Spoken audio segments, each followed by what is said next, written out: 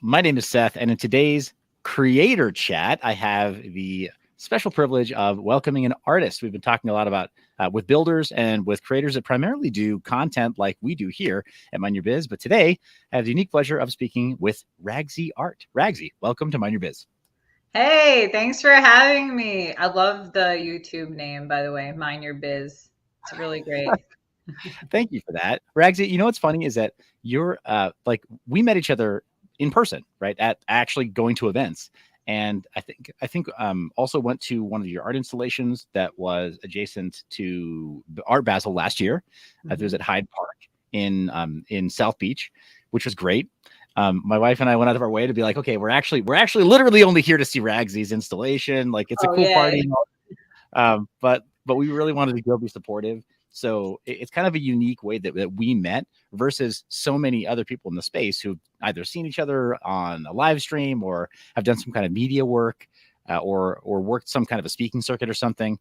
And we've shared stages before, but we really met each other going to conferences and actually, in the business of promoting art and supporting artists.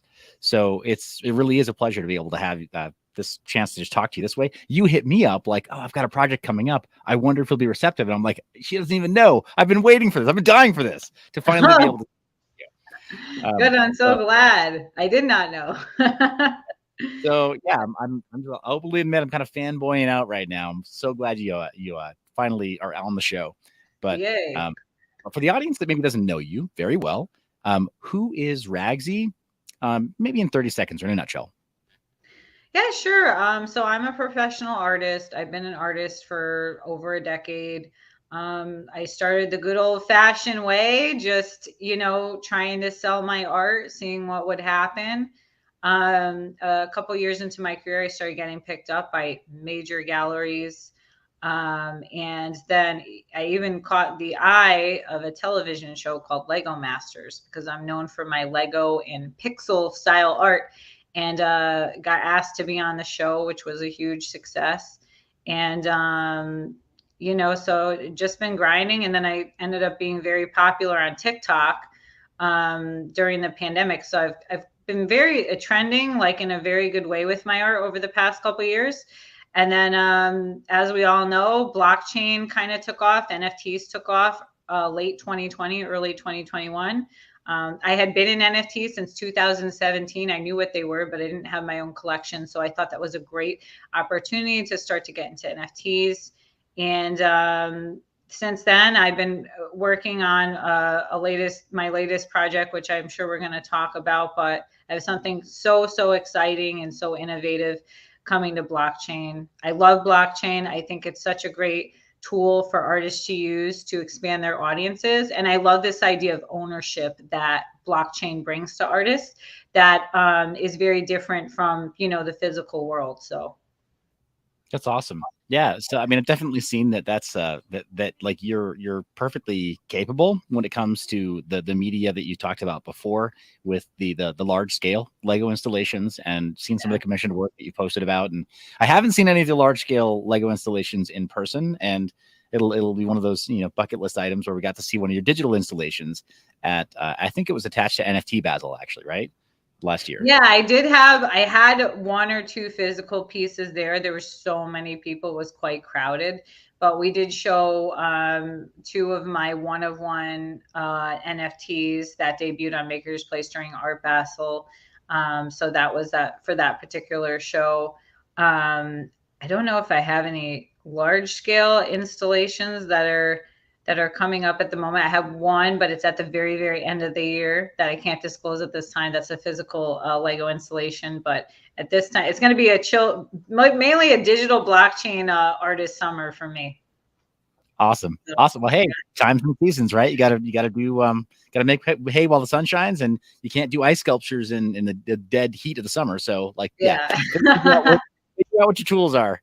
That's awesome.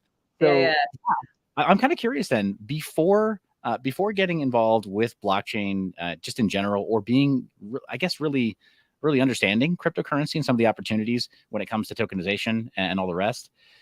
Who was Ragsy before that time? Like, rewind us a bit in your timeline and give us a sense for, yeah, just to what you were doing, what the path you were on looked like at that time, when you were blissfully unaware of Bitcoin and all this other stuff. Yeah, well, I think, I think artists, the irony of it is artists will always be artists. Like if you're a creative person, you're going to create anyway. Even if your like 9 to 5 job doesn't reflect that, you're still going to always be creative in some way, whether that's film, whether it's, fine art, no matter what it is, you're just going to do what you are. In my mind, everyone is an artist. Like even these coders, it's been like phenomenal just seeing the blockchain stuff they can do. That is an art in itself to me. So I feel like creators, builders, artists, like they're always going to do what they're going to do, whether it's their 9 to 5 job or not. For me, fortunately, I was just, I wasn't a full-time artist always, but I had always just created my paintings and my mixed media pieces. And I always liked this idea of like using quirky media. I liked this idea of something that should not be art, but yet it is. And so my very first series I did was actually out of playing cards. And I started experimenting with game pieces. And eventually I got into making these portraits out of Lego. And the reason why I love the Lego block so much, because it was this idea of, well, it's pixel art. So are people going to really take it as fine art? And then the other one, and it's Lego, it's a toy. It's not supposed to be art. So what will the reaction be to these pieces? And I remember making these pieces and trying to get them into art shows. And the very first Lego piece I did was called Lego Lincoln. And it was a portrait of Abraham Lincoln out of these Lego blocks, a pixelated version. And that was the piece that caught the eye of two really prestigious galleries. And I had never been in a gallery before. And they were literally fighting over this piece. And I was Wow. I was like, you've got to be kidding me. Because I wouldn't have expected that. I'm like, but it's Lego and it's like pixel. Like they don't want like this big extravagant painting or something. It kind of like went over my head. And that's actually the point in time where things started to just like a snowball effect, but in a good way. Like it just kept going for me after that as an artist. And I would encourage like any other artist too. I think that is the key. Just do what you do and keep trying. And eventually like it's going to hit somewhere. Like the universe will gravitate those correct opportunities to you. Whether that's music, whether it's painting. So that is definitely what happened for me. And it's been really an amazing career, an amazing journey. And I'm very fortunate people see the value in what I do, that people like the artwork that I do. But it takes time, I've been an artist for over a decade. It's definitely not quick. It's definitely not quick. I know you're a creative person as well. It takes really time to get opportunities and to really master your craft. So I was just really patient and really determined, and eventually it did pay off for me. That's amazing. Yeah, the proverbial 10-year overnight success, right? That people talk about. Yeah, like, they don't see all the behind the scenes before that, right? They just see the wow, they got famous. Oh my gosh, overnight. Yeah, it's almost never the case. It's almost right. Never. Yeah. Yeah, a lot of sleepless nights, a lot of dead-end jobs that you do to fill in gaps afterwards. Yeah. A lot of stuff that you think is going to be commissioned and is like nothing after in the end. A lot of prestige work where you have somebody guaranteeing you like this will give you great exposure, and it's nothing. But that's awesome. I've heard that before. Yeah. For artists, that's a main one. And not that I'm against that, though. I know what your views are, getting stuff for exposure, but it has to be the right. I feel like I'm not against it, but it has to be the right opportunity, because I feel like artists should value your work. Your work is getting asked for exposure for a reason, because there is some value in it. And I feel like there is some time, unfortunately, that you do have to do those things. I mean, I certainly did a lot of things for exposure and I put a lot of money into things. But then eventually it did pay off. Then you get to a certain point in your career where you don't have to do that. any longer. And you get to choose, where at the beginning you don't really get to choose. You just need opportunities, right? Yeah. Yeah, no, totally. Yeah, I mean, I think every professional pursuit has some level of dues paying involved, right? Like, so I mean, and what is it, the Malcolm Gladwell concept of putting in your 10,000 hours? I don't know if it's exactly 10,000 hours, but the concept, right? I think that there's some sort of universal truth for anything that you actually want to do that's worthwhile.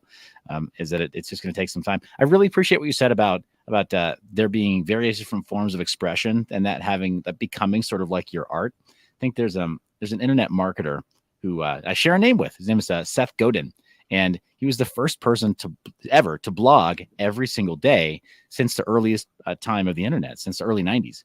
And he wrote every single day for a while. It wasn't, he didn't give himself a word minimum. It didn't have to be creative writing. It didn't have to be persuasive writing. It didn't have to be slice of life or whatever. It had to be written words that had some structure to them that would engage an audience.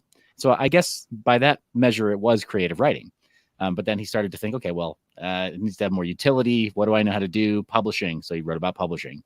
What else do I know how to do? Businesses. So he wrote about that. But his body of work just grew just massively over time.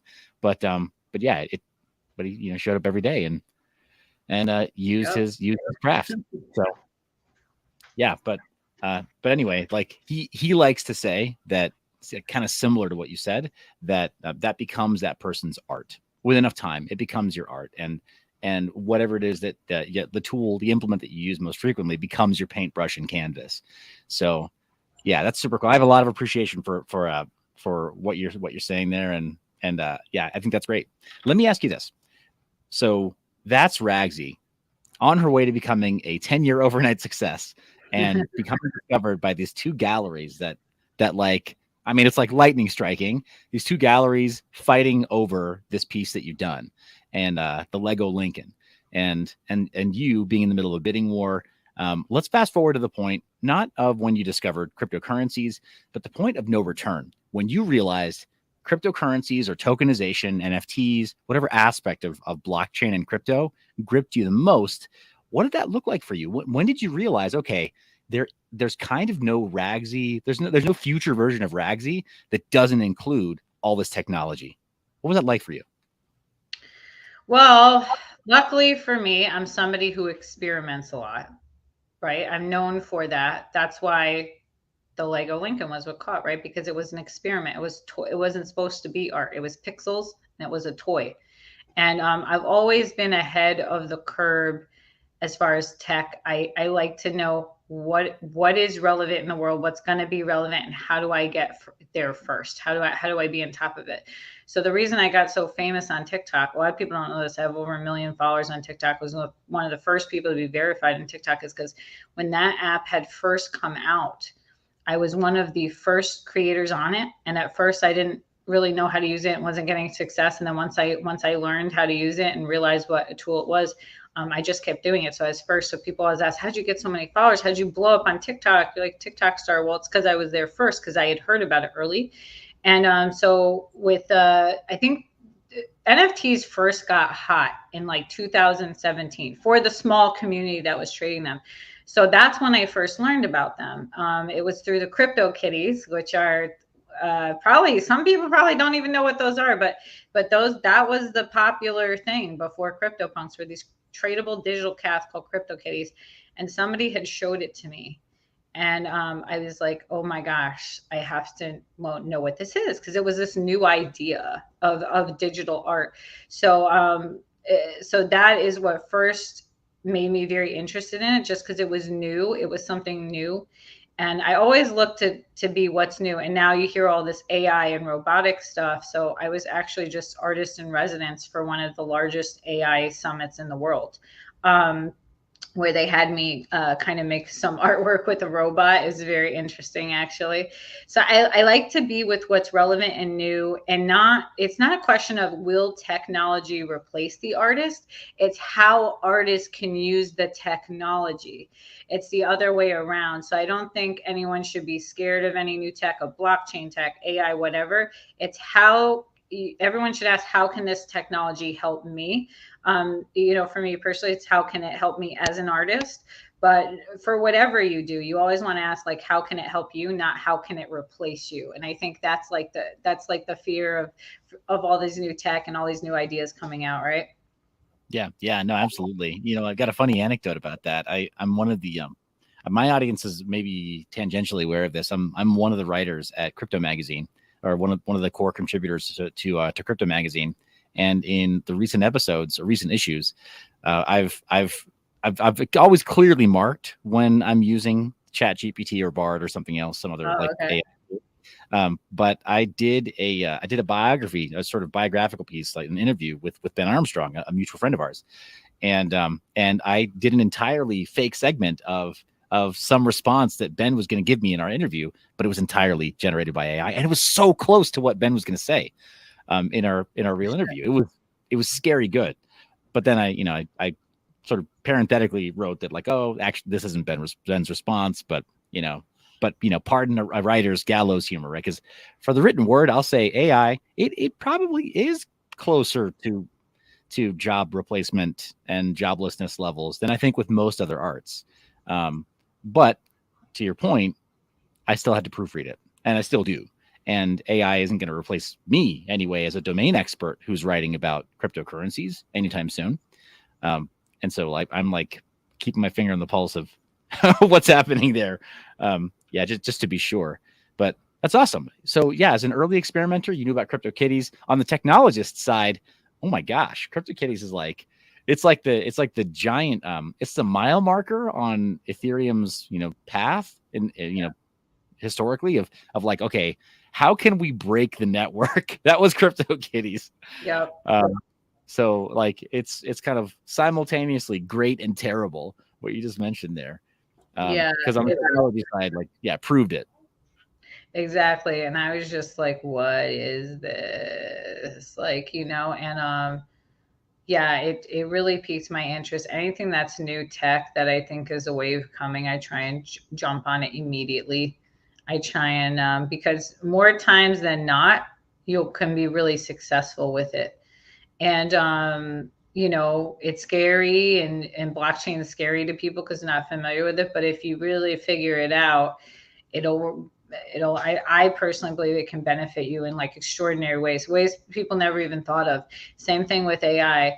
When the internet was created, people were thinking the same thing. They were thinking the apocalypse was coming. It's kind of like what's with this AI. But look how many jobs the internet has created. Look at all the innovation because of the internet. So people aren't just seeing it because it's the first time it's being introduced. But AI is, people think it's going to replace jobs. Yes, but it's also going to create so many much more new opportunities, things we never even have thought of. And I just feel like because it's so new, people just don't understand it. I don't understand it all. Like when I was at the AI summit, I saw robots, so many robots. They can do everything. It's literally, it literally blew my mind. Anything you can think of, you could do. They had a robot doing it there. Literally, they had a robot barista. They had a robot massage therapist. They had a robot dog. They had a robot everything, right? But I feel like with this technology, it's going to speed humans up so that maybe we can focus on other things that we need to do, other opportunities. I don't personally know what it looks like yet, but I do feel a lot of innovation will come out of like the new tech, and a lot of innovation will come out of blockchain for sure. Well, I hope that's true. I hope across the board that it's a similar type of sort of progressive push forward, similar to how the internet helped us move forward as a species. Let me ask you, as far as big leaps forward and big wins, I know you got something coming up, and I want to get to that in just a minute here. But I want to ask you, as far as still getting to know Ragsy a bit, what are some big milestones and big wins that that for you kind of have been confirmation that you're on the right path, and that you are really following your muse? That first gallery, like, there's just so many things along the way. That first gallery that picked up my art, the gallery I ended up going with, she had told me, oh, you're going to be showing with Jerry Garcia. and Salvador Dali. So Wow. not only was it my first big win, I literally was so happy. I literally cried. Like, and I literally cried. And I ended up selling out that show, by the way, with like artists like that in it.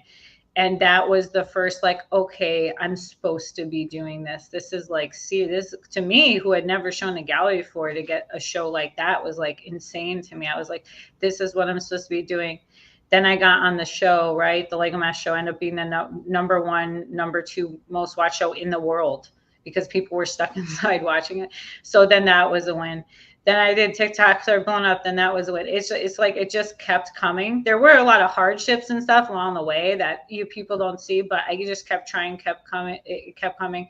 And then even when NFTs were popping off, my first collection, Bite Candy, did very well. They're one of one pieces, and they went to a lot of art collectors. But I was kind of like, well, why is it not blowing up? Like, what is this community thing? I didn't understand it, and I wished for more like press and media and stuff for what I was doing. I never quite got there, but I kept trying, and eventually, Ripple. I heard Ripple was doing this creator fund for artists, and I had applied and proposed something, and I got selected, like out of thousands of people. So for blockchain in particular, that was a big win for me because I felt like that was such a big opportunity because they're one of the top leading, crypto companies in the world. And I was like, okay, yes, like I'm supposed to be doing art here digitally. People are seeing the value in what I do here as well. So obviously, like that's what I've been working on recently. But it was a lot of those wins along the way that came with a lot of fails, came with a lot of stress, and came with a lot of disaster and a lot of hard work, that people don't see. And a lot of sleepless nights. If anybody who's in blockchain or crypto or anything, like during the bull run, if you are in it, people did not sleep. Like this is a 24-hour thing. I don't think people realize. Or if you had an NFT project, you did not sleep. It was an everyday thing. So I think, I had a lot of wins along the way. It sounds great, but it was a lot of work. It's a lot of time, and it's a lot of energy. And I think that goes for everything. But I think if you put that time and energy into it, the right results will come to you. And there was a lot of other opportunities I really wanted, with NFTs in particular, and I didn't get them. And at first I was very, upset. It's upsetting when you don't get stuff that you want. But I was like, no, that means there's a better opportunity for me somewhere else, and I always just stayed in that positive mindset that if you didn't get something you really wanted, it wasn't meant for you. There's something even better that you're just not seeing. And I've kind of kept that mindset. And over the years, it's helped me tremendously. And I've been able to really get amazing opportunities as a result. And when you do get an opportunity, it's a good one, definitely don't take it for granted. Like I made sure that I really put, my whole heart into the opportunity that I was pursuing at that specific point in time. So That's awesome.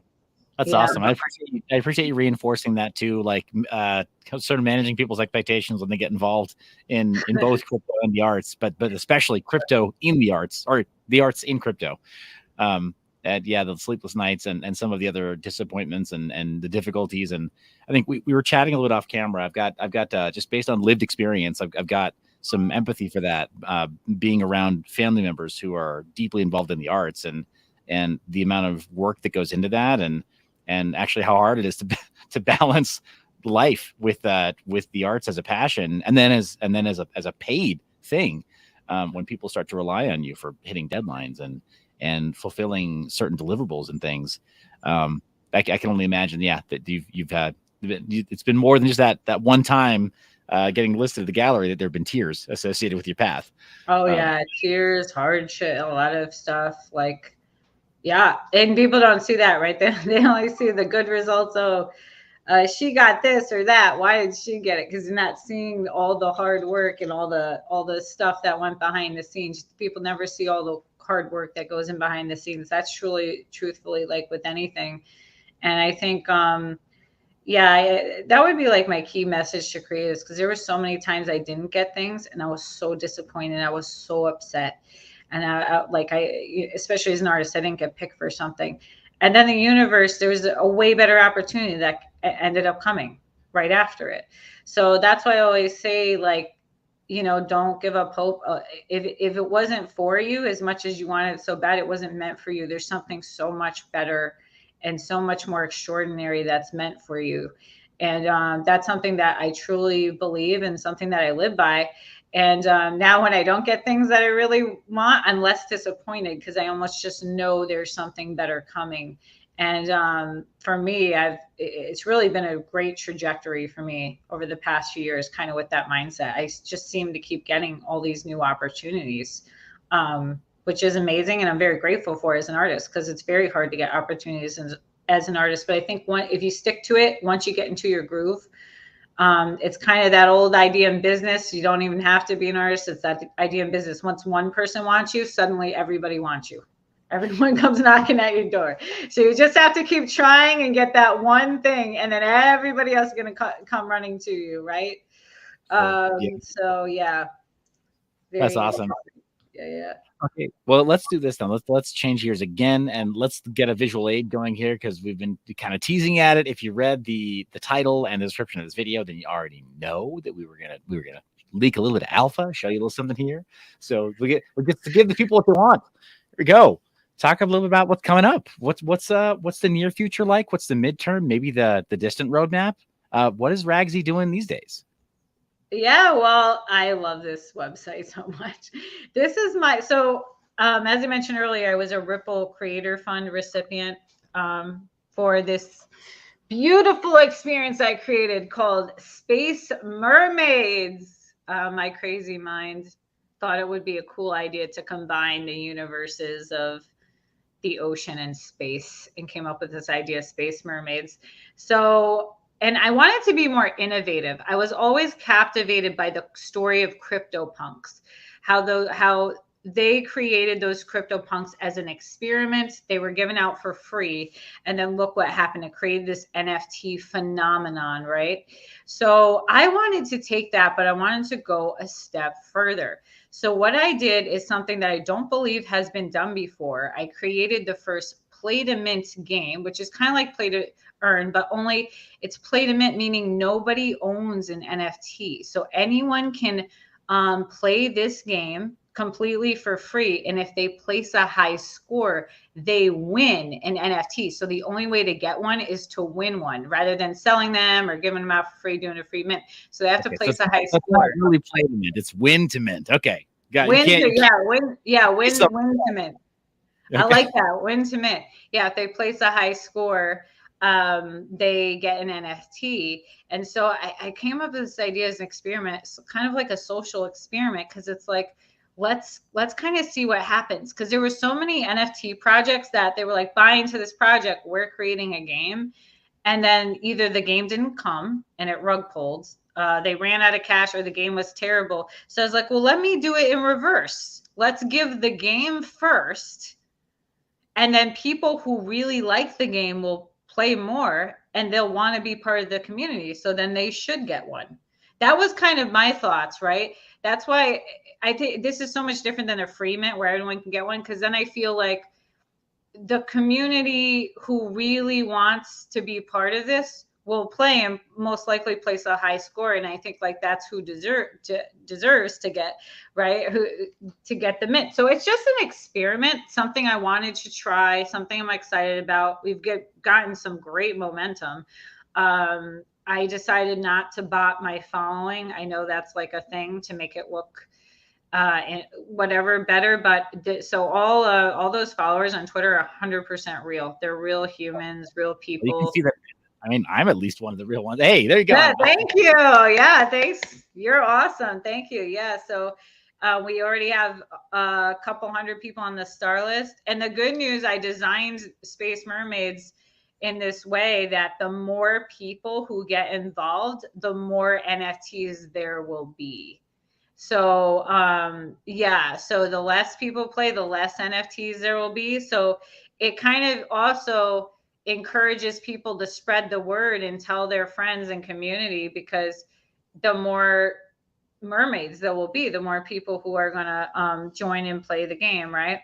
And yeah, so all you need is a Zone wallet for this to connect. You don't need any crypto to play the game. Anyone can just, you can do it with an empty wallet and play. And I'm just kind of like waiting to see what happens with all of this stuff. So it's been really exciting. I love my concept.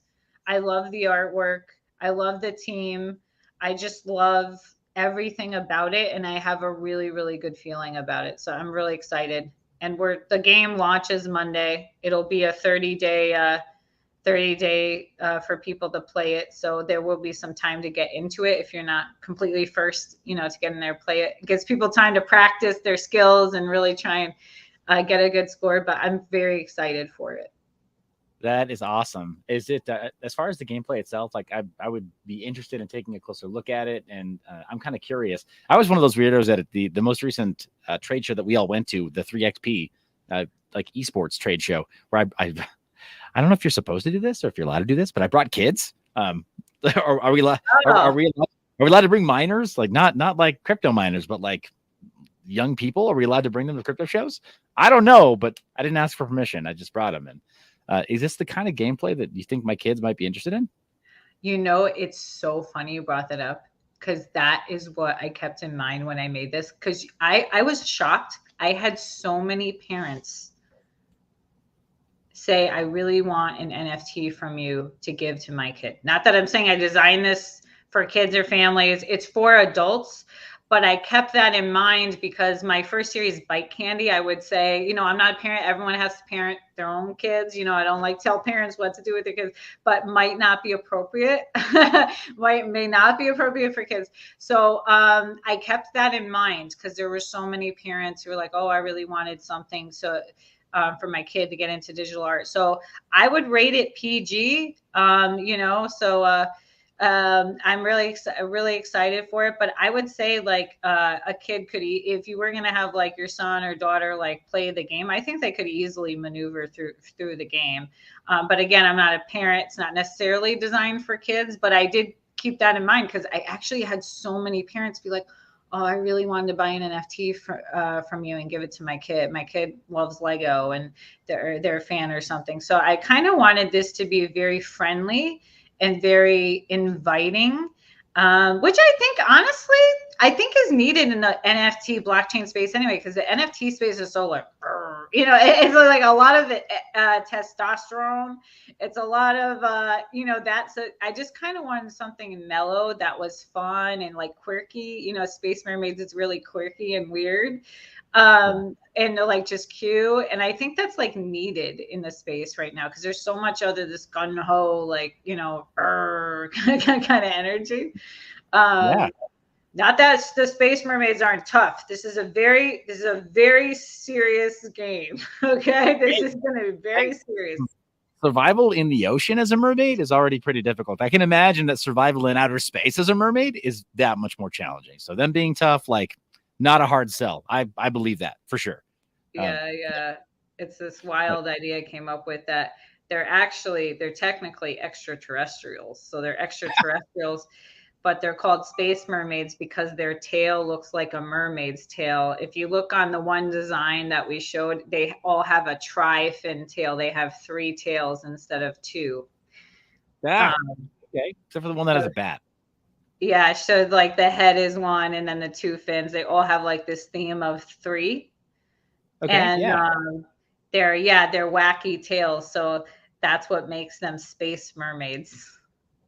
That is awesome. Yeah, so I've got one of my kiddos who has a lot of a lot of friends, and so being able to share these with his friends, boys and girls alike, and having them sort of be inspired by without being offended. Like you said, the issue with crypto is that we always think that we're that it's like by degens for degens, and sometimes we take the degen moniker a little bit too seriously, and it gets like actually a little bit degenerate and kind of like not fit for mixed company. I won't say like like you said, art is in the eye of the beholder. But we chatted a little bit off camera. I was revealed to you that when I was very young, I painted nudes, drew nudes. My dad had a classical education, and he was like, "That's just the human form. You got to learn. It's just like don't get hung up." Rated R. Right, for shame. Yeah, But like, so it's like, yeah, I kept that in mind. Everyone's got to, it's like what you said, everyone has to make their own decision. Like it's not up to me to say it's appropriate. It's not. I mean, you like, I designed it from my wacky mind. So in my mind, it's for adults, but I feel like the response has been like, it's very friendly and very inviting. You know, it's very like, they're very mischievous. You know, my mermaids, you know, one's like a bat, one's like a Dracula bat, you know, so they're just like quirky, weird things from my imagination. They're definitely very rock and roll, but I think they're more, I do think this series, even though they're quirky, weird, and there's something like sneaky about them, it's very inviting and very like all encompassing. And there have been other NFT collections that also give that vibe. But sometimes not, right? So people ask me about the game, how hard it is. The game's super easy. Like I feel like anybody could play it. It's super easy, very fun. You're gonna want to get a high score. It's very, very fun. But yeah, thanks for bringing that up. That's funny. I didn't know you used to paint, by the way. Well, I apologize. That was a slip of the tongue. I said paint. I meant draw. I had I had to draw. Yeah, so I meant draw. But yeah, I never. It's kind of funny. Like yeah, and even at that, I would never call myself an artist, just because like I know better. I have not fulfilled my 10,000 hours, or but you are. Everybody is. Even your lighting. I talked to you before this. Your lighting is an art. Like everybody is an artist. That's the thing. I truly believe this. And now artists get mad when I say this because they want them to say what you just said. Oh, I'm not really an artist. I didn't put in the time. But in my mind, everyone is an artist. Like even some of the code these engineers come up with is absolutely incredible. Like the way their mind works technically, that is definitely an art in itself. It just like blows my mind. I saw somebody broke the world record for solving a Rubik's Cube at 3 seconds. Like it was crazy. I saw this video. It's just happened. Like that is an art. That is an art. Like in 3 seconds, you got to go watch it. It's incredible. Like, and it's done. It's crazy. This stuff is crazy. So I feel like no matter what your skill is, no matter how quirky, weird, technical, business, like everything is an art in itself. Everyone is an artist, and everything you create or build is a piece of work. In my own personal opinion, you know. Okay, well, those are amazing words. Very inspirational there. I think maybe like those are probably a good thought to close things on. But let me ask this: where's the best place for people to interact with you? Of course, the Space Mermaids. We have a link to that in the description, and we just showed it on screen. But where's the best place for people to interact with you so that as this interview becomes a definitive Ragsy interview, and they see this a year or two from now, what's the best way for them to contact you? The best way. I'm on Twitter. I mean, I'm everywhere. I'm on Twitter. It's at RagzyArt on Twitter. I'm on TikTok. I have it's also RagzyArt, RagzyArt, or my crypto TikTok, which is Ragsy Crypto.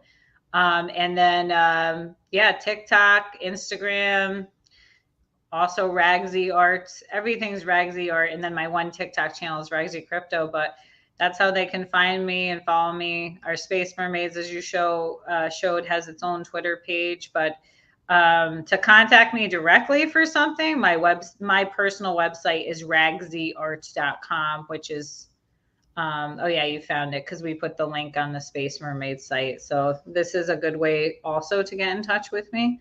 Thank you so much for asking. That was so nice of you.